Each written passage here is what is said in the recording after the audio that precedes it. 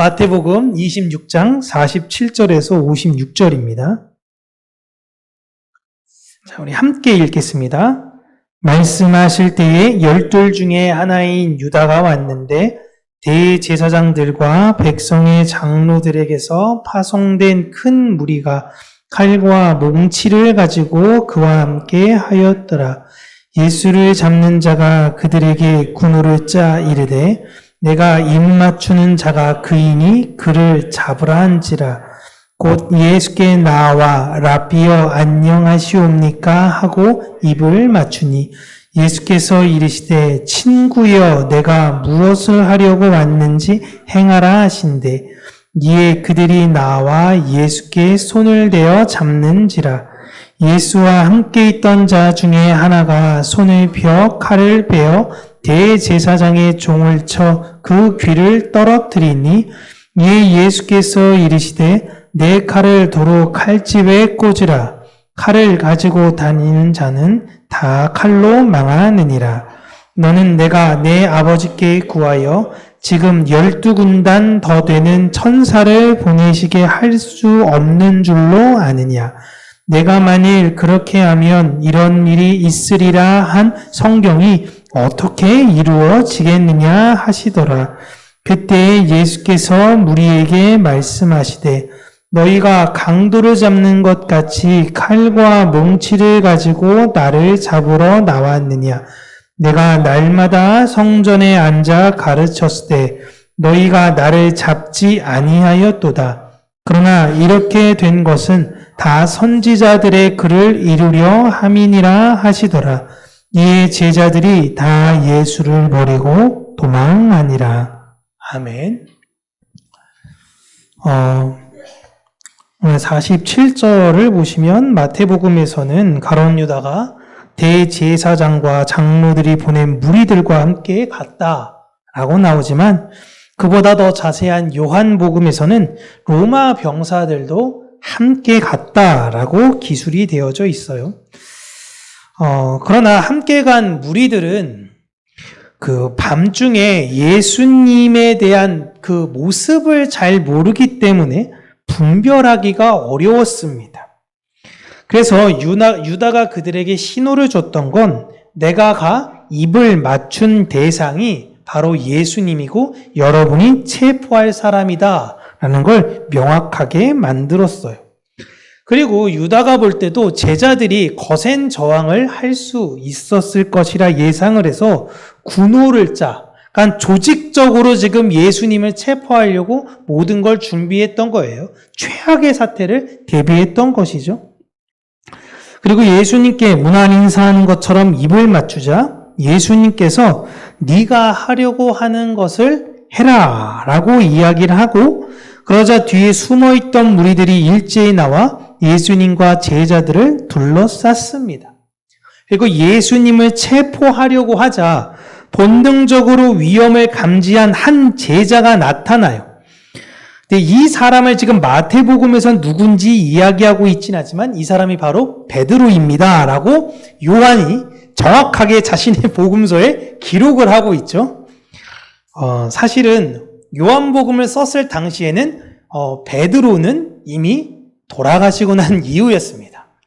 망신 주려는 목적으로 이걸 쓰려는 것이 여러분 아니에요. 이만큼 베드로라는 사람, 요한도 마찬가지지만 연약한 사람이었다라는 걸 이야기하려고 하는 거예요. 성경의 주인공은 철저하게 예수님이셔야 합니다. 사람이 되어서는 안 되는 거예요. 칼로 귀를 자른 사람이 베드로였고 귀가 잘린 사람이 누구인지도 이야기하고 있습니다. 이 사람은 말고라는 사람인데요. 이 사람은 대제사장의 수하 중 한 사람이었습니다. 그러자 그 상황에서 예수님께서 말고의 귀를 고쳐주시고 베드로에게 칼을 집어넣으라 라고 하십니다. 근데 여러분 체포하러 갔는데 예를 들어서 귀가 아니라 손을 잘랐다고 쳐봐요. 그런데 예수님이 떨어진 손을 들어서 이렇게 붙여주셨어. 그러면 그걸 본 입장에서는 그 너무 무섭지 않나요? 저만 그런가? 귀도 여러분 무섭지 않나요? 귀가 이게 덜렁덜렁 거려도 그런데 떨어졌다 그랬대. 떨어진 귀를 들어서 이렇게 했는데 귀가 붙었어. 근데 이게 이게 우리 아군의 한 명이 피해자인데 그렇게 된 거잖아요. 이게 깜짝 놀랄 건데 이 사람들은 여기서 이거에 대해서는 아무런 반응이 나오지가 않는 게 저는 굉장히 대단하다라고 생각했습니다. 그리고 나서 예수님께서 베드로에게 하신 말씀이 너무 유명하죠. 오늘 내용의 핵심이 바로 이 내용입니다. 칼을 가지고 다니는 자는 다 칼로 망한다라는 것입니다. 흔히 칼로 흥한 자, 칼로 망한다라는 것이죠. 지금 여러분, 베드로는 예수님과 지금 함께 다니고 있는 중이었고, 여러분 이 사건 이전에 베드로가 어디에 있었죠? 예수님과 함께 겟세마네 동산에서 기도하고 있었습니다. 기도하러 가는데 뭘 가지고 간 거예요? 칼을 가지고 간 거예요. 기도하러 다니는데. 항상 칼을 가지고 다녔다라는 걸 보여주고 있는 겁니다. 언제든지 예수님이 암살의 위험이 있다라는 것을 분명히 베드로는 인지하고 있었어요. 그리고 베드로가 선택했던 방법은 칼의 힘을 선택했던 것입니다. 이 칼로 내 스승을 머지않아 이 유대의 왕이 되실 분을 지킬 거야 라는 겁니다. 근데 예수님은 베드로에게 칼의 힘을 의지하면 안 된다라는 것을 당부하시면서 내가 만약에 원하기만 한다면 지금 당장이라도 한 군단이 아니라 12군단 이상의 천사를 하나님께서 이곳에 보내실 수 있다라는 말씀을 하세요. 그런데 그렇게 되면 결국은 하나님의 뜻이 이루어질 수 없는 것 아니니? 라고 말씀하시죠. 내가 지금 힘이 없어서 끌려가는 것이 아니라 너의 그 칼과는, 작은 그 칼과는 비교할 수 없을 정도의 엄청난 힘이 나에게 있지만 나는 그것을 의지하지 않는다라는 것입니다. 예수님께서 자신이 가야 하는 길은 하나님과 창세전에 이루시기로 했던 약속이라는 말씀과 더불어 자신을 잡으러 온 사람들에게는 내가 성전에서든지 어디에서든지 사람들을 가르치고 다닐 때는 왜 그때는 나를 잡아가지 않고 지금 이 한밤중에 칼이랑 몬둥이 들고 와서 나를 잡으려고 왔느냐라고 하시면서 너희들이 생각할 땐 지금 그 타이밍을 너희들이 잡았다라고 생각하고 있을지 모르겠지만 지금 이 모든 상황은 하나님의 뜻이 이루어지고 있는 것이다 라고 말씀하세요. 이게 굉장히 중요한 거예요. 너희들은 지금 너희들이 타이밍 잡아가지고 너희들 뜻대로 됐다고 생각했지. 근데 이게 다 하나님의 뜻 안에서 이루어지는 것이야 라는 거예요. 그래서 그 얘기를 들었던 제자들은 어떻게 나와야 돼요? 믿음으로 가야죠. 그 전에 뭐라고 고백했습니까? 우리가 주와 함께 죽을지언정 주를 배신하지 않겠습니다 라고 얘기했던 사람이 예수님의 말씀이 끝나자마자 무슨 상황인지 모르겠으나 몇 명부터 도망갔겠죠. 한두 명 도망가니까 이제 그때부터 두려움을 느낀 사람들도 일제히 다 도망을 간 것이고 그런 상황이 된 것입니다. 여러분, 사람들은 자신의 생각대로 무언가가 이루어질 때 자신의 능력이 발현되는 것이라 라고 생각을 합니다. 제가 제일 재미있는 것 중에 하나가 뭐냐면요. 점 쳐서 그 점괘대로 자신의 인생이 되는 사람들. 그래서 점괘를 신뢰하는 사람들도 분명히 자기가 점을 봤잖아요. 그러면 점괘대로 된 거잖아요. 근데 자신의 능력대로 됐다고 생각해요. 나는 이게 인지부조화가 왜 이렇게 일어나는지 모르겠는데 어쨌든 그렇습니다. 사람들은 자신의 생각대로 무언가 이루어져 갈 때 내 능력 때문에 된 거라고 생각해요. 내가 잘나서, 내가 똑똑해서, 역시 나는 탁월해.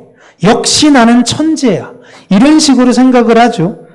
지금 예수님을 잡으러 갔던 자들, 가룟 유다, 대제사장의 사람들 모두 다 그렇게 생각했습니다.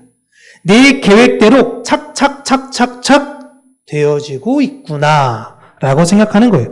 그런데 하나님께서는 그들의 이런 완악한 마음마저도 활용하시는 거예요. 하나님은 예수님과 창세전에 이미 이렇게 되어지기로 약속하셨고 그것을 이루어가고 계시는 중이라는 것입니다. 이게 굉장히 중요한 게요. 이러한 하나님의 계획과 뜻은 예수님에게만 특별히 특별하게 적용되는 게 아니에요. 우리가 구원받았다라고 할 땐 예수 그리스도 안에서 구원받습니다. 즉, 이 말은 무엇이냐? 하나님께서 창세 전에 구원받을 무리들을 선택하셨는데 그들을 예수 그리스도 안에 넣으셨다라는 거예요. 예수 그리스도 안에 있는 모든 역사 속의 사람들은 하나님과 예수님과 성령님께서 창세 전에 계획을 하셨다라는 거예요. 이때 너는 태어나고, 너는 이때 태어나고, 너는 이때 태어나, 너는 누구랑 만나고 이렇게 돼야 되고, 너는 이렇게 살아야 돼. 라는 게 창세전의 계획이 있으셨다라는 겁니다. 이걸 믿는 사람들이 교회예요. 그런데 그 믿음이라는 게 여러분, 내 의지로 절대 할 수 없습니다. 아, 그렇구나. 믿어야지. 라고 해서 믿어지지가 않아요. 성령께서 우리의 마음을 돕지 않으시면, 그 보혜사이신 분이 계시지 않으면요, 우리는 절대 하나님과 예수님의 언약을 이해할 수 없고 믿을 수 없습니다. 그 대표적인 사람들이 누구예요? 12제자들이에요. 예수님이 3년을 데리고 다니시면서 계속 말씀하십니다. 나와 아버지 성령님 계속 얘기하세요. 근데 이 사람들이 이게 분명히 들었는데요, 믿지를 못한 거예요. 이 중에서도 베드로의 모습을 보시면 지금 칼을 들고 결사저항을 하고 있습니다. 지금 베드로가 의지하려는 건 예수님, 부르신 하나님, 성령님 아무도 아니에요. 이 베드로가 의지하는 것은 칼이라는 힘이에요. 사람들에게 두려움을 통해 자신의 뜻을 보여주려고 하는 거예요. 너희들 이 칼 무섭지? 다 물러나. 다는 모르겠지만 내가 한 사람은 찌르고 한 놈은 내가 죽일 거야. 이런 두려움을 그들에게 보여주고 있는 것입니다. 그랬던 베드로가 여러분, 성령님 만나고 나서 어떻게 됐나요? 제가 성경 설교 준비하다 보면요, 마태복음 준비하다가 사도행전 준비하면 같은 베드로인데 너무 다르지 않아요? 같은 베드로를 얘기하고 있는데 너무 다른 분이에요. 성령님을 만난 베드로가 여러분 어디 전도하러 갈 때 잠깐 칼 좀 잠깐 빼놓고 이런 거 없어요. 믿고 의지하는 대상이 완전히 바뀝니다. 지금은 예수님과 함께 다니면서도 칼을 들고 다니잖아요. 왜요? 과일 깎아 먹으려고 다니는 거 아니지 않습니까? 늘상 베드로는요, 두려움에 살았던 거예요. 두려움에. 예수님이 곁에 계시거든요. 그런데도 칼을 믿을 수밖에 없는 거예요. 본능이라는 것입니다. 여러분, 이런 베드로의 모습이 성령이 없는 자들의 모습 혹은 우리의 모습을 비추고 있습니다. 많은 크리스찬들 예수 믿는다라고 이야기하면서 분명히 예수님이 나의 곁에 계신다라고 찬양하고 기도하고 그렇게 믿어요. 그렇게 얘기한다고 하지만 무엇을 실제 내 안에 품고 있는가? 돈을 품고 있어요. 돈이 없는 두려움. 돈으로는 누구든지 두려움 속에 굴복시킬 수 있다라는 믿음. 내가 그 돈 앞에 하염없이 굴복되어져 봤기 때문에 돈으로는 무엇이든지 가능할 수 있다라는 그 믿음. 내 인생에서 가장 큰 힘은 사실 예수님이라고 생각했는데 본질적으로 베드로에게 있어서는 칼이었던 것입니다. 그리고 우리에겐 돈인 거예요. 그러나 그런 칼을 품고 칼을 휘둘렀던 베드로의 행위마저도 예수님께서는요, 무언가를 가르쳐 주시기 위해서 허용하십니다. 하나님이 허용하시는 거예요. 그러니까 우리에게 돈을 주신다니까요, 하나님이. 돈을 주고 무언가를 주신 다음에 그게 얼마나 허무한 것인지를 가르쳐 주시려고 하는 거예요. 야, 내가 예수 믿었더니 돈이 진짜 많아졌어. 나 이제 좀 해외여행 좀 다녀야 될 것 같아. 목사님 죄송합니다. 저 이번 주에 유럽 좀 다녀올게요. 이게 아니라 그 돈이라는 것이 얼마나 보잘것없는지를 가르쳐 주시기 위해 허용하시는 거예요. 우리의 모든 삶은요, 하나님의 백성, 예수 그리스도 안에 있는 교회의 모든 삶은 다 하나님의 완전하신 뜻 안에서 이루어지고 있어요. 근데 여러분, 사람들은 이걸 굉장히 불쾌해합니다. 내가 결정하고, 내가 자유롭게 선택하고 싶어 해요. 그 결과가 뭐냐? 칼을 들고 그냥 다니는 거예요. 돈을 가지고 다니는 겁니다. 그런데 놀라운 게 베드로가 칼이 있어도 불안해고요. 칼을 빼들어도 불안하고요. 칼이 없어도 불안해요. 돈을 가져도 불안, 돈이 없어도 불안. 그러니까 내 삶이 불안한데 그게 일시적으로 돈을 가졌을 때에 마치 위로를 받은 게 내 인생 전체를 위로할 것 같은 착각 속에 살아간다라는 것입니다. 칼이 있으니까 든든한 거예요. 총이 있으니까 든든한 것처럼. 그런데 내가 총이 있으면 쟤도 총이 있겠지. 그렇지 않겠어요? 그러니까 더 무서워야 되는데 이거를 해결하지 않고 끊임없이 불안 속에 살고 있는 것입니다. 세상이 그런 모습인데 교회도 제자도 우리도 예수님 예수님 하면서 똑같은 모습을 보이고 있는 것입니다. 베드로도 자신의 불안한 예측을 마쳤어요. 아마 베드로가 갑자기 유다가 딱 나오고 사람들이 다 뛰어나오는 순간 칼을 빼들면서 머릿속으로는 이봐 이럴 줄 알았어. 내가 이놈들 결국엔 이럴 줄 알았어. 내 생각이 맞았어 라고 판단했을 거예요. 그런데 그 뒤로 성령을 만난 이후의 베드로의 삶은 전혀 달라요. 더 정교한 칼을, 그때는 내가 예수님 지킬 때 칼 요만한 거였으니까 이제는 막 허리춤에 차고 댕기고 이쪽에다 던질 수 있는 칼도 준비하고 정교한 칼들을 여러 개 가지고 준비하겠다. 그렇지 않았습니다. 아무것도 없어도 돼요. 주께서 나에게 오늘 가라 하시면 오늘 나는 거기까지인 것이고, 주께서 나에게 이렇게 되라 그러면 그냥 이렇게 되는 삶을 사는 것. 내가 내 인생의 주인공이 아닌 하나님께서 내 인생 가운데 그려주신 그 길을 내가 걸어가는 방향을 베드로는 성령을 통해 깨달은 것입니다. 그 칼에 여러분 평안이 있는 것이 아니에요. 내 계좌에 있는 잔고가 나에게 영원한 평안을 주지 못한다라는 겁니다. 사람들은요, 여러분, 충분한 돈이 있으면 행복할 거다라고 얘기해요. 네가 행복하지 않는 이유는 네 계좌에 충분한 돈이 없어서 그래. 충분한 돈이 있어봐. 그럼 너 행복할 걸? 이렇게 이야기합니다. 여러분, 그렇지 않아요. 사람의 욕심은 끝이 없어요. 그러면 왜 백만장자들이 자살을 합니까? 말이 안 되잖아요. 내가 지금 행복을 발견하지 못하는 사람은요, 평생 행복하지 못해요. 내가 오늘도 나 저거 좀 더 있었으면 좋겠는데, 저거 좀 됐었으면 좋겠는데, 저거 좀 있었으면 좋겠는데, 이런 사람은요 평생 행복하지 못해요. 하나님 감사합니다. 하나님 참 감사합니다. 내가 오늘의 행복한 사람이 내 평생의 행복을 누리면서 사는 거예요. 예수님이 이야기하잖아요. 무엇을 먹을까? 무엇을 입을까? 맨날 너희들 마음 안에는 왜 그런 염려들만 가득하니? 왜 하나님을 못 믿니? 공중의 새를 봐. 들풀을 봐. 다 하나님이 먹이고 입히시는데 왜 너희들은 못 믿니? 뭐가 그렇게 너희를 염려케 하니? 라는 거예요. 하나님이 너희들 염려하라고 이 세상에 보낸 존재들이 아니다라는 것입니다. 우리는 염려하라고 이 세상을 사는 사람들이 아니에요. 성령 하나님이 우리에게 말씀하시는 순간 우리는 이제 더 이상 우리 안에 있는 두려움과 불안의 칼을 버리게 될 것입니다. 그거 없으면 더 불안할 것 같죠? 돈 없으면 내 계좌가 빵원이 되면 나 진짜 인생 망하고 완전히 끝날 것 같죠? 절대 그러지 않아요. 내 안에 완전하신 분이 계시기에 내 모든 것들이 다 없어도 나는 감사와 찬양의 고백이 터져 나와요. 이게 성경의 인물들의 모습들이었어요. 우리는 이걸 믿는 사람들이에요. 우리에게 진짜 필요한 건 성령님이십니다. 성령께서 우리에게 알려주신 그 예수 그리스도, 그 십자가의 길, 그 진리가 여러분 우리에게 필요한 거예요. 하나님은 이 하나님의 뜻을 우리에게 가르쳐 주시기 위해 많은 시행착오를 하세요. 자, 이것도 좀 즐겨봐. 어때? 이것도 한번 해봐. 어때? 결국은 계속 이것 안에 행복과 만족이 있는 게 아니라 허무함이 있다라는 것을 발견케 하는 것입니다. 이제 제가 제일 슬픈 건 허무함이 발견되지 않으면 어떡해요? 라고 옛날에 한 여집사님한테 질문을 들었는데 그럼 진짜 큰일 난 거예요, 집사님.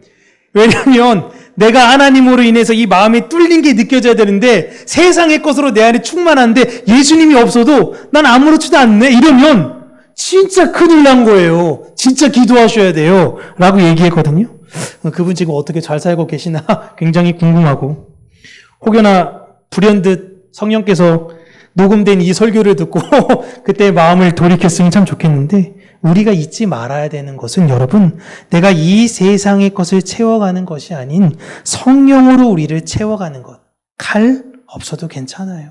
우리는 예수로 충분한 사람이라는 것, 이것을 잊지 않고 사는 저와 여러분 되시기를 주님의 이름으로 축복합니다. 기도하겠습니다. 살아계신 하나님 아버지, 세상이 우리를 돈으로 유혹하고, 세상이 우리를 명예로 유혹하고, 세상이 우리를 두려움 속에 빠져들게 하지만, 우리가 두려운 것은 이 세상에 있는 것이 아닌 오직 하나님과의 절연되어지는 그 상황, 그것이 진정 우리 안에 두려움이 되게 하여 주시고, 내 안에 진정으로 이 세상의 것이 아닌 오직 하늘의 것을 추구하며 그것을 채워가기 위해서 오늘도 발버둥치고 하나님께 구하는 우리 평강교회 우리 성도님들이 될 수 있도록 은혜 내려주시기를 간절히 간구하고 소원합니다. 혹여 우리 안에 품고 있는 것이 무엇인가, 그것이 칼이라면 내려놓게 하여 주시고, 성령 하나님 우리 안에 그 십자가를 품게 하여 주시며 예수 그리스도를 품음으로 말미암아 이 세상의 불안 속에 사는 자들에게 평안이 무엇인지, 행복이 무엇인지, 자족이 무엇인지, 범사에 감사한 사람의 삶으로의 그 열매로서의 삶을 보이는 우리 평강교회 모든 분들이 될 수 있도록 은혜 허락하여 주시옵소서. 예수님 이름으로 기도합니다. 아멘.